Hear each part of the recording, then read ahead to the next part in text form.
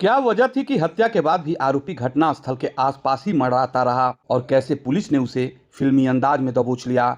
एक कसम, एक गुस्सा और फिर एक ऐसा हमला जिसने पूरे इलाके को हिलाकर रख दिया। और आखिर उस रात हुआ क्या था? जी हाँ, हम बात कर रहे हैं गोरखपुर के गगहा थाना क्षेत्र के खुशबू गौतम हत्याकांड की। खुशबू गौतम हत्याकांड ने हर किसी को झकझोर कर रख दिया, लेकिन इस मामले में जितना चौंकाने वाला अपराध था, उससे कहीं ज्यादा हैरान करने वाला है आरोपी की गिरफ्तारी और उसके बाद हुए खुलासे।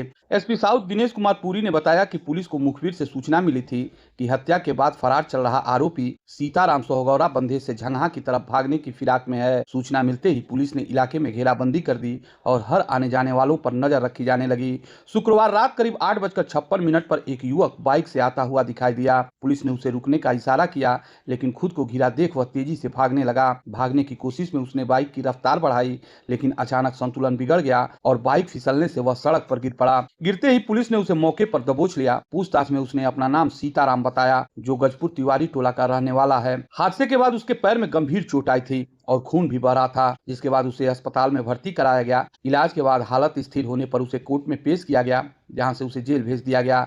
लेकिन असली कहानी तो पुलिस पूछताछ के बाद सामने आई। जांच में पता चला कि खुशबू और सीताराम के बीच काफी समय से बातचीत हो रही थी। देवर का दोस्त होने के कारण सीताराम का घर में आना जाना लगा रहता था। धीरे धीरे यह बातचीत नजदीकियों में बदल गई और दोनों के बीच संबंध बन गए।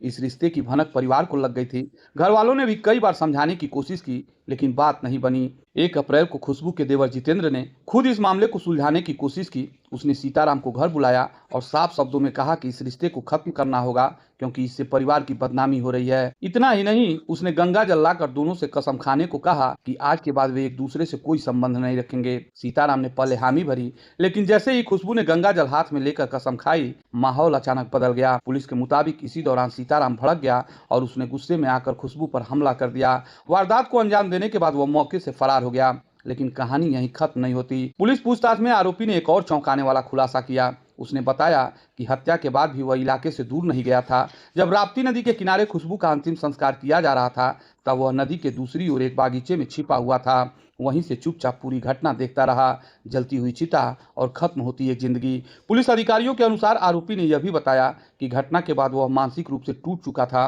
कई बार उसके मन में खुद को खत्म करने का ख्याल भी आया। इस पूरे मामले ने न सिर्फ एक परिवार को तबाह किया, बल्कि यह भी दिखाया कि कैसे एक रिश्ते का तनाव और गुस्सा एक खौफनाक अंजाम तक पहुंच सकता है। फिलहाल आरोपी सलाखों के पीछे है और पुलिस इस मामले की आगे की कार्रवाई में जुटी हुई है।